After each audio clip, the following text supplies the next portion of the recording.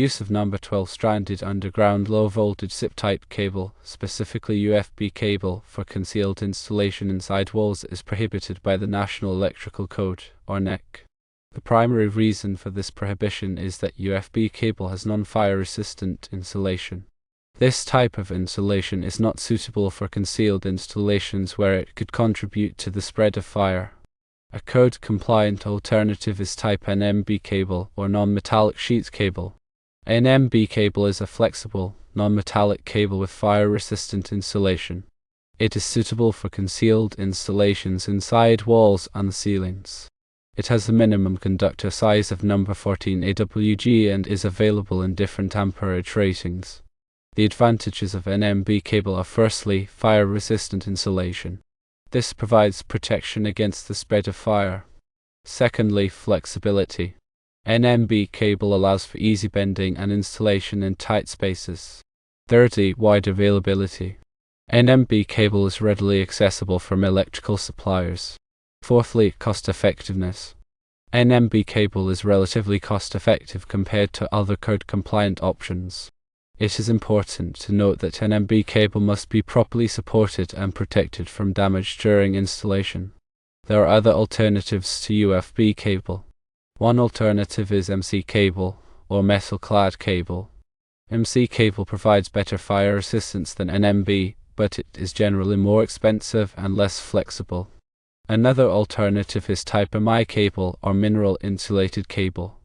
MI cable offers superior fire resistance and mechanical protection, but it is significantly more expensive and requires specialized installation techniques. It is crucial to have all electrical work inspected by a qualified electrician to ensure compliance with the NEC and other applicable codes. The NEC is a comprehensive set of standards that governs the safe installation of electrical wiring and equipment. Adherence to the NEC is essential to protect people and property from electrical hazards. Non-compliance can lead to fires, electrical shocks, and other serious consequences. The NEC is updated every 3 years, so it is important to stay current with the latest edition. Many local jurisdictions adopt the NEC as part of their building codes. Electrical inspectors are responsible for enforcing the NEC and other applicable codes. They review electrical plans, inspect installations, and issue permits. When choosing a code-compliant substitute for number 12-stranded underground low-voltage SIP-type cable, consider the following factors. Firstly, the fire resistance of the cable. Secondly, the flexibility of the cable. Thirdly, the cost of the cable. Fourthly, the ease of installation of the cable. Fifthly, the availability of the cable. Sixthly, the specific requirements of the application. Consult with a qualified electrician to determine the best type of cable for your particular needs. Ensure that all electrical work is performed by a licensed electrician. Always obtain the necessary permits before starting any electrical work. Follow all safety precautions when working with electricity. Turn off the power at the breaker before working on any electrical circuits. Use insulated tools. Wear appropriate personal protective equipment, such as safety glasses and gloves. Never work on electrical circuits when you are wet or standing in water. If you are not comfortable working with electricity, hire a qualified electrician. Electrical work can be dangerous, and it is important to take all necessary precautions to protect yourself and others. Proper grounding is essential for electrical safety. Grounding provides a path for fault current to flow back to the source, which helps to protect against electrical shock and fire hazards. All electrical equipment should be properly grounded.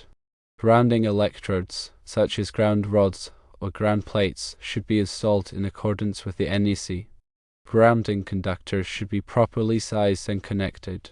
Ground fault circuit interrupters, or GFCIs, are life-saving devices that protect against electrical shock. GFCIs monitor the current flowing in a circuit and quickly shut off the power if a ground fault is detected. GFCIs should be installed in all areas where there is a risk of electrical shock, such as bathrooms, kitchens, and outdoor locations. Arc fault circuit interrupters, or SIs, are designed to protect against fires caused by arcing faults. SIs detect arcing faults, which are dangerous electrical conditions that can cause insulation to break down and ignite surrounding materials. SIs should be installed in all branch circuits that supply power to dwelling units.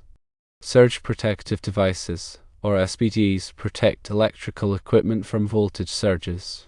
Voltage surges can damage or destroy sensitive electronic equipment such as computers, televisions, and appliances. SPD should be installed at the service entrance and at individual pieces of equipment. Overcurrent protection devices, such as circuit breakers and fuses, protect electrical circuits from overloads and short circuits. Overloads and short circuits can cause wires to overheat and start fires. Circuit breakers and fuses are designed to interrupt the flow of current when an overload or short circuit occurs. Wiring methods refer to the way in which electrical conductors are installed. The NEC specifies different wiring methods for different applications. Common wiring methods include rigid metal conduit, electrical metallic tubing, flexible metal conduit, and non-metallic sheath cable. The ampacity of a conductor is the maximum amount of current that it can safely carry. The ampacity of a conductor is determined by its size, insulation type, and insulation conditions. The NEC provides tables that list the ampacity of different types of conductors. Voltage drop is the reduction in voltage that occurs along a conductor due to the resistance of the conductor. Excessive voltage drop can cause electrical equipment to malfunction. The NEC recommends limiting voltage drop to a certain percentage of the source voltage. The NEC also covers the installation of low-voltage lighting systems. Low-voltage lighting systems operate at a lower voltage than standard 120 volts or 277 volts systems. Low-voltage lighting systems are often used for landscape lighting, accent lighting, and task lighting. The NEC specifies the requirements for the wiring, transformers, and other components of low-voltage lighting systems. Always consult with a qualified electrician before installing any low-voltage lighting system. Specific to the question is the underground feeder, or UF cable, which is designed for direct burial in the ground. Its construction and insulation are suitable for wet locations and direct contact with soil. However, this design does not inherently provide the fire resistance required for concealed wiring within building walls. The NEC addresses fire safety through various articles and sections, focusing on the types of wiring methods permitted in different locations. For residential wiring, an MB cable is a common choice because it meets the fire resistance requirements for dwelling interiors. An MB cable contains individual conductors wrapped in a non-metallic sheath that is flame retardant. This characteristic allows it to be run within walls and ceilings without increasing the risk of fire spread. When dealing with low-voltage lighting, the power supply, often a transformer, must also comply with NEC standards. These transformers should be listed and labeled for their intended use, ensuring they have been tested and certified for safety. The wiring from the transformer to the low-voltage fixtures must also adhere to the NEC guidelines. This often involves using listed low-voltage cables that are specifically designed for the application. These cables may have different insulation properties and ampacity ratings compared to UF cable. The NEC also addresses the proper methods for supporting and securing cables. Cables run within walls must be supported to prevent strain on terminations and protect against physical damage. This support can be achieved using staples, cable ties, or other approved methods. The spacing between supports is also specified in the NEC to ensure that the cables are properly secured. When making connections, it is important to use listed connectors that are compatible with the type of cable being used. These connectors ensure a secure and reliable connection, minimizing the risk of loose connections and potential fire hazards. The NEC also provides guidance on the proper grounding and bonding of electrical systems. Grounding provides a path for fault current to flow back to the source, which helps to protect against electrical shock.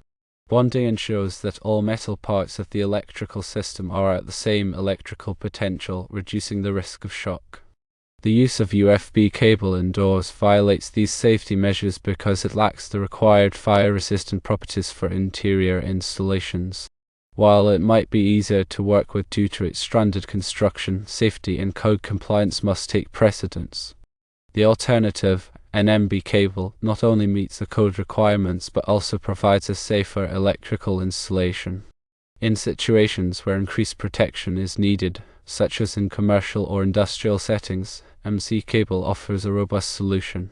MC cable consists of insulated conductors encased in a metal sheath, providing both fire resistance and mechanical protection.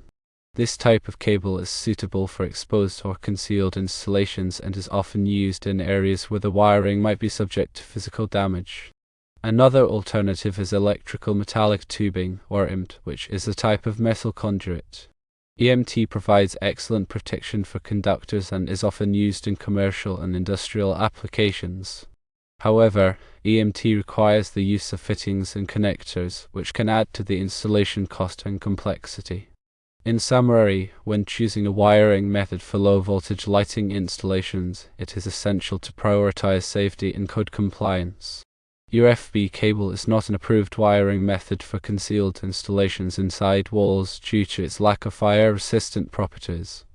NMB cable is a suitable alternative for residential applications, while NC cable and EMT offer increased protection for commercial and industrial settings. Always consult with a qualified electrician to ensure that your electrical installations meet the requirements of the NEC and local codes. The selection of appropriate low-voltage wiring for puck lighting installations inside walls requires careful consideration of several factors to ensure code compliance and safety. Firstly, the type of cable used must be listed and labeled for its intended purpose, as per the National Electrical Code. Underground feeder, or UF cable, is designed for direct burial in the ground and is not suitable for use inside walls due to its lack of fire resistance and other properties. Secondly, NMB cable, or non-metallic sheath cable, is a common and code-compliant alternative for indoor wiring. NMB cable consists of insulated conductors enclosed in a non-metallic jacket and is designed for dry locations. It is available in various sizes and opacities to meet the specific requirements of the lighting system. Thirdly, NC cable, or metal-clad cable, is another option for indoor wiring, particularly in situations where greater mechanical protection is required. NC cable consists of insulated conductors enclosed in a flexible metal sheath, providing enhanced protection against physical damage. Fourthly, the ampacity of the cable must be sufficient to carry the load of the lighting system. The ampacity of a cable is determined by its size, insulation type, and temperature rating. The NEC provides tables that specify the allowable ampacities for different types of cables. Fifthly, the voltage drop in the cable must be within acceptable limits. Voltage drop occurs when the voltage of the load is less than the voltage of the source due to the resistance of the cable. Excessive voltage drop can cause the lights to dim or flicker. The NEC recommends limiting voltage drop to no more than 3% for branch circuits and 5% for feeders. Sixthly, the cable must be properly supported and secured to prevent damage and ensure long-term reliability. The NEC specifies the maximum spacing between cable supports and the types of supports that are permitted. Seventhly, all connections must be made with approved connectors and fittings. The NEC requires that all electrical connections be made in a manner that ensures a secure and reliable connection. Eighthly, the wiring system must be properly grounded to protect against electrical shock. The NEC requires that all metal parts of the electrical system be grounded to a common grounding electrode. Ninthly, the lighting system must be protected by overcurrent protection devices, such as circuit breakers or fuses. Overcurrent protection devices are designed to interrupt the flow of current in the event of an overload or short circuit. Tenthly, all electrical work must be performed by a qualified electrician in accordance with the NEC and local codes. The NEC is a complex document, and it is important to have a thorough understanding of its requirements before undertaking any electrical work. In addition to the type of cable, several other factors should be considered when selecting wiring for low-voltage puck lighting installations inside walls. One factor is the type of insulation used on the conductors. The insulation must be suitable for the environmental conditions in which the cable will be installed. For example, if the cable will be exposed to moisture, it must be insulated with a moisture-resistant material. Another factor is the size of the conductors. The conductors must be large enough to carry the load of the lighting system without overheating. The NEC provides tables that specify the minimum conductor size for different opacities. Another factor is the type of connectors and fittings used to make connections. The connectors and fittings must be compatible with the type of cable being used and must be properly installed to ensure a secure and reliable connection. Another factor is the grounding system. The grounding system must be properly designed and installed to protect against electrical shock. The NEC provides detailed requirements for grounding electrical systems. Another factor is the overcurrent protection system. The overcurrent protection system must be properly designed and installed to protect against overloads and short circuits. The NEC provides detailed requirements for overcurrent protection systems. Finally, it is important to have all electrical work inspected by a qualified electrical inspector to ensure that it complies with the NEC and local codes. Electrical inspections help to ensure that electrical systems are safe and reliable. In summary, selecting wiring for low-voltage puck lighting installations inside walls requires careful consideration of several factors, including the type of cable, the ampacity of the cable, the voltage drop in the cable, the support and securement of the cable, the connectors and fittings used, the grounding system, and the overcurrent protection system. It is also important to have all electrical work inspected by a qualified electrical inspector. By following these guidelines, you can ensure that your low-voltage puck lighting installations are safe, reliable, and code-compliant.